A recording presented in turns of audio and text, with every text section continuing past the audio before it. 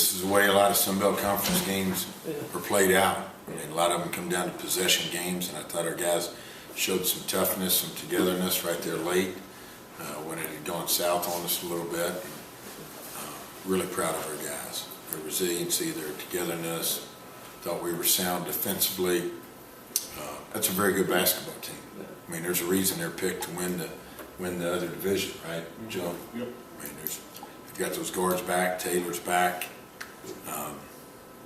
Gant's back. I mean, they've added Greer, who's shooting 46% from three-point line, and they've got White back. They've got a number of their players back. That's why so many publications have them representing our league in the tournament. That first rebound by Chuck that led to the free throws, is that kind of what you got you guys going? I mean, I think that got you within 2 with a minute and a half, and then suddenly it's not too daunting, right?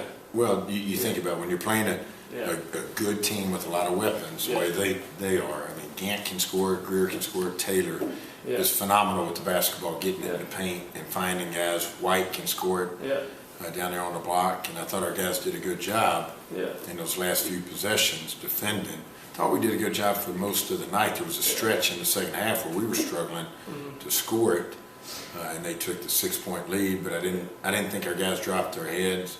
Thought they continued to battle and stay together. And really proud of our guys.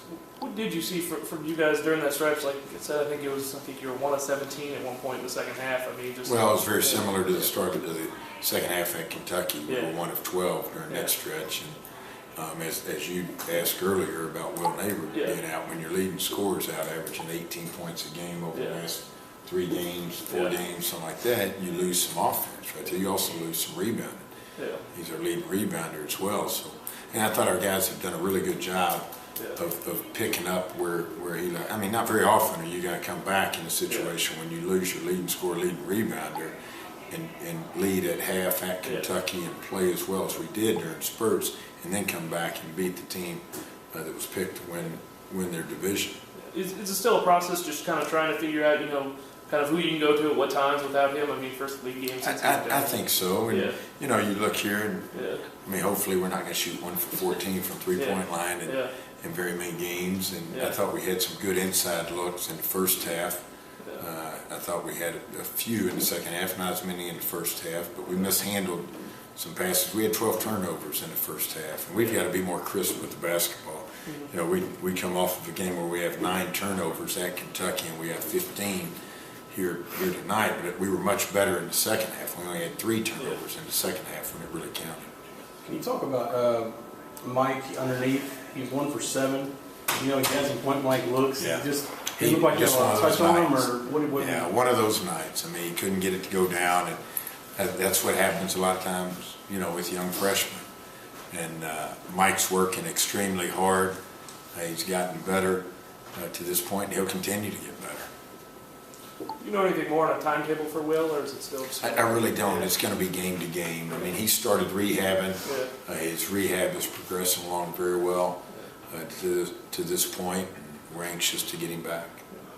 And run through that last play there, 24 seconds left. I mean, is that kind of where you want everything to go? And where it was. I mean, we wanted to go through, the handoff to the ball screen and run Dre off the baseline. We didn't want anything off of that. We wanted the last shot, and we wanted to get it to him back up top and let Courtney set the flat ball screen. 3-0 in the league, right? Pleased with that? Very pleased.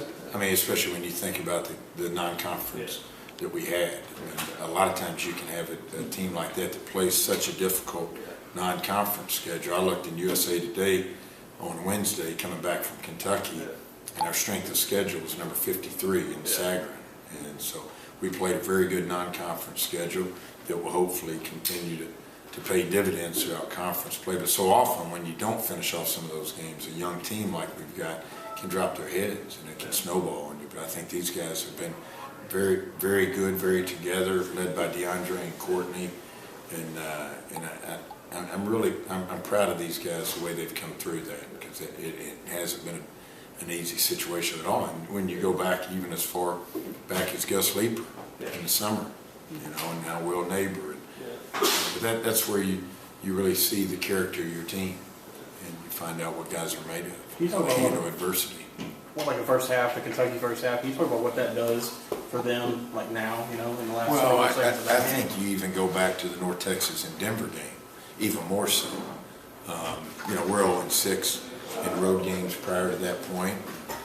To be able to finish off 2 games where we've struggled against 2 very good teams. I mean, you look at what those teams have done since our game.